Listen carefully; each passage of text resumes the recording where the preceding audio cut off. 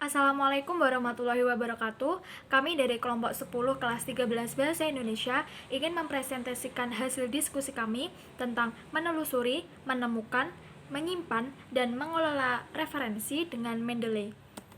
Anggota kelompok yang pertama yaitu Advira Nafi Khalida dengan NRP 50202110008. Yang kedua yaitu Picinini Cantika Haurum Fitrianingsih dengan NRP 50202110022. Yang ketiga Fajar Leman Zazazuli dengan NRP 50202111100. Yang keempat Muhammad Rizky Firmanda Iman dengan NRP 50202111086.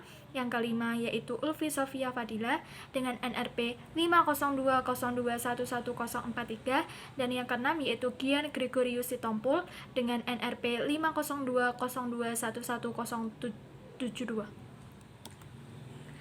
Pembahasan yang pertama yaitu menulis karya ilmiah wajib disertai dengan membaca referensi yang kredibel karena akan memperkuat argumentasi. Tujuan pertama dari referensi dapat digunakan sebagai suatu bahan untuk dapat menunjang suatu argumen ataupun teori yang dikemukakan dalam bentuk tulisan. Yang kedua, menghindari plagiarisme. Tujuan berikutnya sebagai penghalang dari suatu tindakan plagiat atas hasil karya dari milik orang lain. Yang ketiga, menghargai karya orang lain. Bertujuan dapat mencantumkan referensi sebagai penghargaan atas karya orang lain. Yang keempat, memberikan informasi kepada para pembaca. Ini bertujuan untuk dapat memberikan suatu informasi kepada para pembacanya mengenai hal sumber asli dan terlengkap dari suatu teori atau suatu pendapat tersebut. Inilah mengapa pentingnya menulis karya ilmiah itu wajib disertai dengan membaca referensi. Pembahasan selanjutnya adalah apa saja kriteria referensi yang berkategori kredibel. Kredibel sendiri dibagi menjadi 3, yaitu dapat dipercaya, dapat dipertanggungjawabkan, dan dapat dilacak. Dapat dipercaya, artinya referensi yang digunakan sudah terindeks atau terakreditasi oleh lembaga yang berwenang.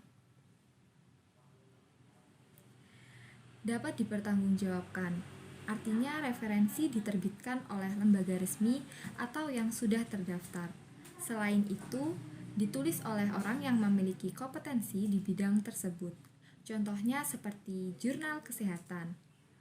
Jurnal kesehatan ditulis oleh dokter atau akademisi yang berkompeten di bidang kesehatan.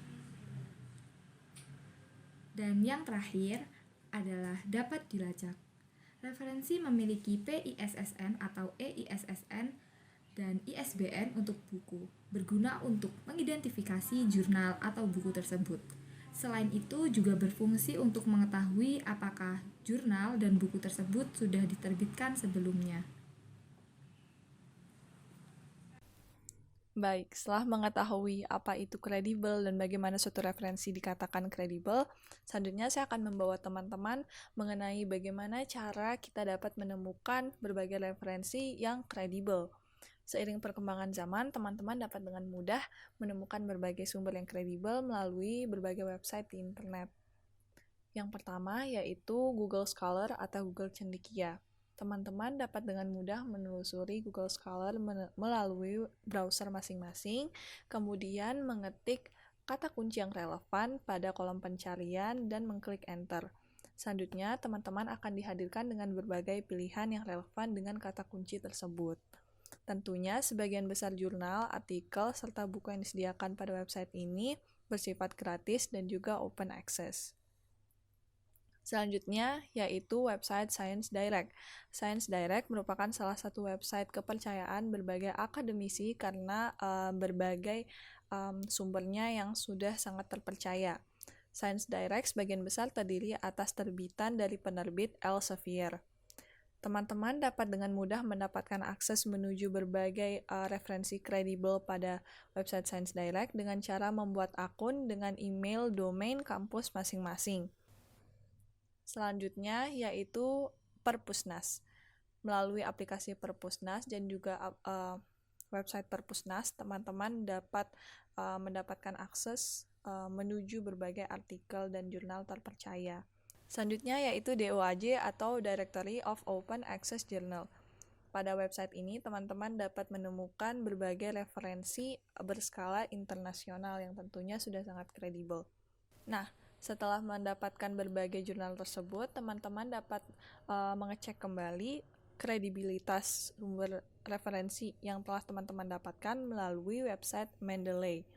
Setelah itu, teman-teman juga dapat nantinya mengorganisir berbagai referensi teman-teman dengan aplikasi tersebut. Untuk lebih lanjutnya akan dijelaskan oleh rekan saya.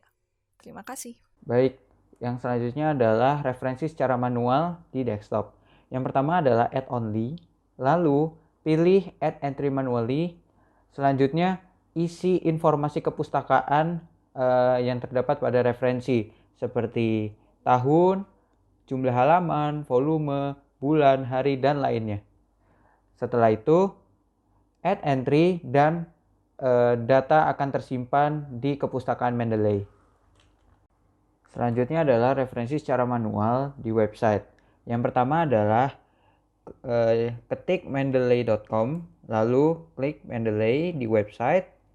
Lalu jika sudah masuk dalam homepage-nya Mendeley, klik cari artikel yang Anda cari. Misalkan di contoh ini adalah bioenergi.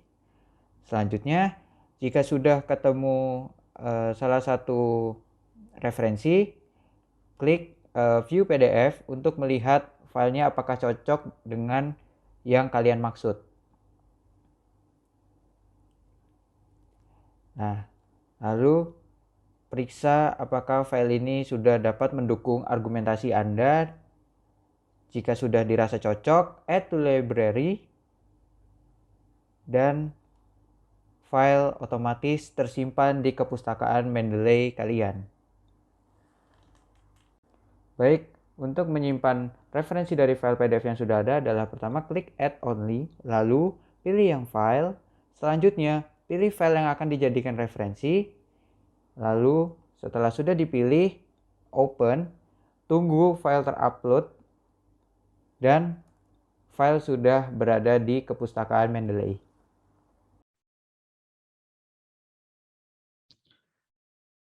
Selanjutnya, saya akan menjelaskan tata cara pemberian citasi pada suatu kalimat dengan menggunakan aplikasi Microsoft Word dibantu Mendeley Citing. Nah, pada tab referensi, kita dapat memilih Mendeley Cite di sebelah kanan opsi atau menu Table of Authorities. Kita pilih menu Citation Style pada Mendeley Cite. Di sana akan muncul gaya penulisan citasi yang sudah standar. Anda juga dapat mencari gaya penulisan yang lain yang Anda inginkan. Dari daftar tersebut, Anda hanya perlu memilih dengan cara mengklik pada mouse Anda. Namun, untuk kali ini saya akan menggunakan gaya penulisan citasi dari Harvard, Cite Them Right 11th Edition atau edisi ke-11. Kita pilih Update Citation Style. Selanjutnya, beranjak ke tab referensi untuk memunculkan citasi pada kalimat yang hendak kita berikan citasi. Kita pilih bacaan dan kemudian kita pilih Insert Citation. Angka setelah insert menunjukkan jumlah bacaan yang Anda ingin beri citasi. Sekian. Selanjutnya akan dilanjutkan rekan saya. Setelah kita membuat citasi, langkah selanjutnya adalah kita akan membuat daftar pustaka dengan cara sebagai berikut. Yang pertama, kita memilih jurnal yang telah diterapkan, lalu